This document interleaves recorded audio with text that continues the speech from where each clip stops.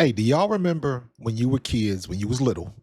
Maybe you had a coloring book. Maybe you had some new toys. I'm old school, so I had Lincoln Logs and things like that, Legos. You finally figured out how to put the toy together or put the basic blocks together and make something very simple. And then you ran upstairs to get your mom or your dad, and you're like, Dad, come on, come look at this, come look at this, come look at this. And you get downstairs, and then your parents look at it, and then they look at you like, is this what y'all got me out of bed for?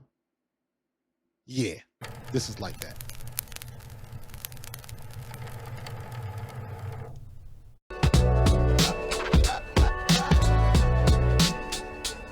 Hey, yo, you check the mic, 1, 2, we clear, ready to transmit. Pro fan hoops on the court, we got the game lit. Not talking highlight reels just for the common glance. We talking dedicated skills, taking every chance. From logo threes to rebounds, Chicago got the me bounds. Asia got 3 chips, Las Vegas aces in the town. You tune into the channel if you want to get the facts. Women's basketball is fire, no need to relax.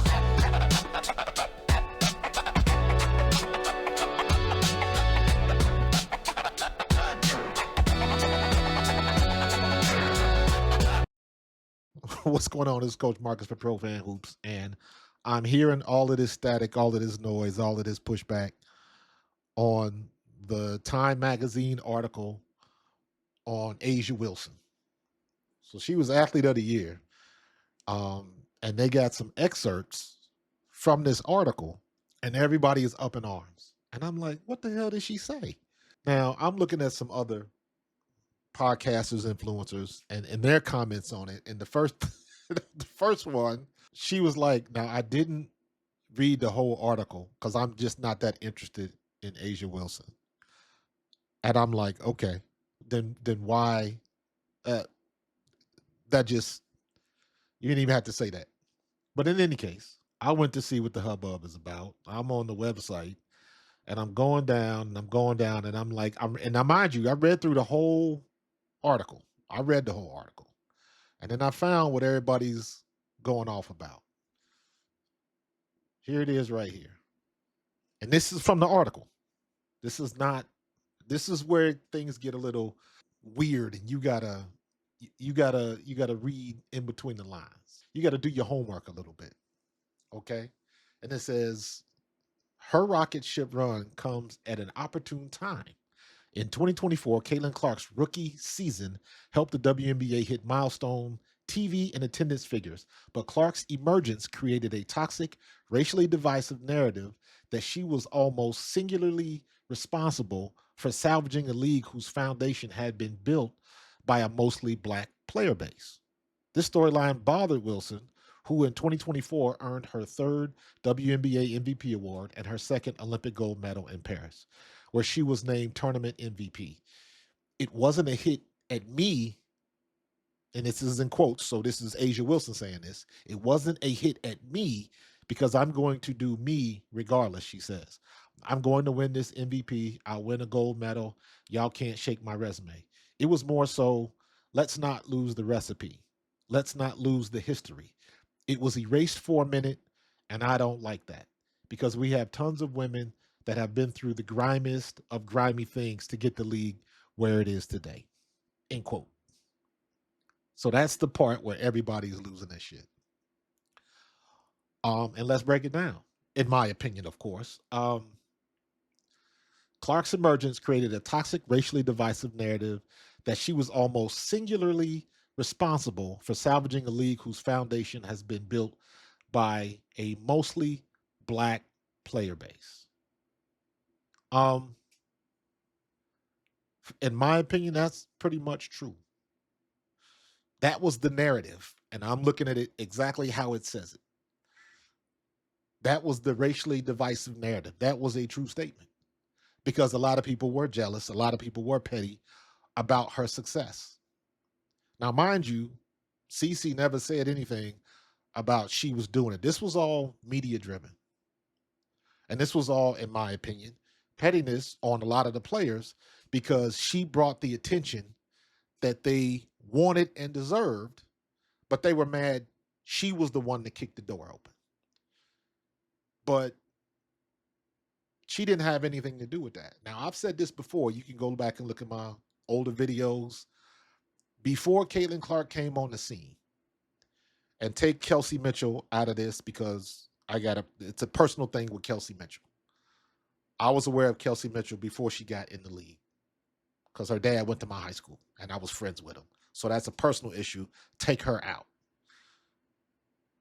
Asia Wilson and Sabrina Ionescu were really the only two WNBA players that I had really heard anything about. Yes, you heard Diana Taurasi, but only because of the UConn fame. I knew she was in the WNBA and all that kind of stuff, but she was not anybody I paid attention to. The people that I heard about before I was following the WNBA was Sabrina Ionescu and Asia Wilson. Asia Wilson, because she was in Las Vegas, they had already won the championship. Then she won another championship. But the thing for me that put her on the map was when they talked about Las Vegas was the only franchise that sold out their season tickets before the season began. And immediately I'm like, Vegas is doing things down there. They're doing it right down there. And they got a verified star down there. Sabrina Ionescu was specifically and strictly because of the 3-point contest with Steph Curry. Sabrina Ionescu wasn't on my radar. Then that thing happens, and it's like, oh, she almost got him. She was like one bucket away, almost got him. But I was like, that girl can shoot. Then when I started watching the NBA, I should say, not when I started watching, when I started getting invested in the WNBA, those are the players I gravitated towards. Now, mind you, I was watching Caitlin Clark in college. I was following LSU and Angel Reese in college. I was following Dawn Staley and that undefeated team and Camila Cardoso in college and Malaysia Wiley in college because those are the teams that interested me. Those were the players that I was following interested. The Angel Reese, Caitlin Clark thing, Caitlin Clark was draining threes for a while, but LSU was the juggernaut at that time. And then LSU got with Iowa. Caitlin Clark loses. Caitlin Clark goes back to the finals and loses against a superior South Carolina team that ended up going undefeated. So I was aware of that. So I'm trying to figure out. I guess everybody's pissed off that they even mentioned it. And let me say this. When it comes to stuff like this, the one thing that you got to keep in mind that what you read right here is not word for word and the end of the article. If it took you 8 minutes to read this whole article, they probably had 60, 70 minutes worth of material and they trimmed it out. So when they do stuff like this, they're picking the juiciest bits and they are stirring trouble on purpose. So in my opinion, did Asia Wilson go after Caitlin Clark? Not based on my opinion. And I'm saying that as a Caitlin Clark fan. Because this ain't nothing new. They've been said this. But to me, this looks like a question that whoever Asia Wilson was talking to asked her this question and she answered. She said how she felt. I don't think that she was digging at Caitlin Clark. That's just my opinion. Now, you can debate whether or not they should have added it in the piece at all, but if it's getting all this attention, this is a win for Time Magazine. They don't give a damn if it's positive or negative. People are watching. People are clicking. So they win in this regard. But like, what do you want? This is the era that we live in. And don't get mad because people are using it. I'm not going to get mad at Time Magazine because they put this in there. If you don't like it, you ain't got to like it. That don't mean that I'm hating on Asia Wilson. This is a Time Magazine. Isn't it funny when you reading the article? Look, watch this. When you're reading the article, And this is how you know this is Time Magazine doing what they got to do to get the clicks and the clickbait and all of that type of stuff. Look at this. When you read the article and you come over to Caitlin Clark and you click on Caitlin Clark, look at that. It goes to the Time Magazine article. So maybe you can go back and look at what Caitlin Clark said about the whole thing. So this is business at this day and time. Stop being so damn sensitive about shit. I'm frustrated and oh, they didn't have to do that. Yeah, they didn't have to do it. But Time Magazine ain't stupid. They knew exactly what they were doing. They know why they did it. Do I think Asia Wilson hates Caitlin Clark or anything? No. Do I think the idea of Caitlin Clark as a white female coming in and getting all this the attention, it rubs some people the wrong way. And I've said it before. I've said it before. Asia Wilson is the best player in the WNBA. Full stop. However, comma, it does not mean she's the most popular. And that's okay. Michael Jordan was the most popular basketball player in the NBA when he first got in the league. But he wasn't the best because they was getting their head smashed in until he got some more pieces and he became what we know. So this is part for the course. This ain't nothing new. This ain't nothing new. And why all of a sudden everybody's getting bent out of shape because of this? I'm like, come on, y'all need some thicker skin. Y'all need some thicker skin. This is par for the course for the WNBA, to be honest with you. To be honest, the WNBA done been pulling wrong turns for the last 2 seasons.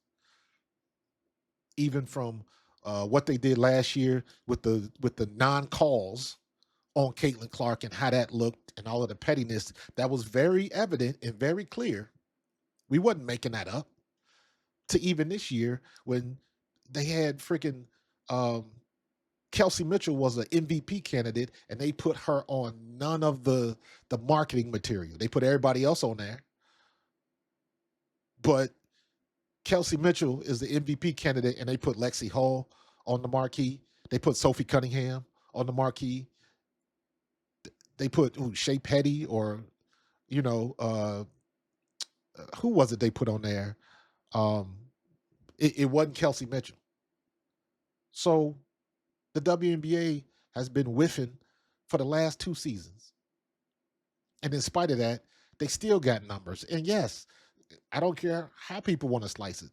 The majority of the uptick in attendance, the uptick in viewership and things of that nature was because of Caitlin Clark and the interest that she generated.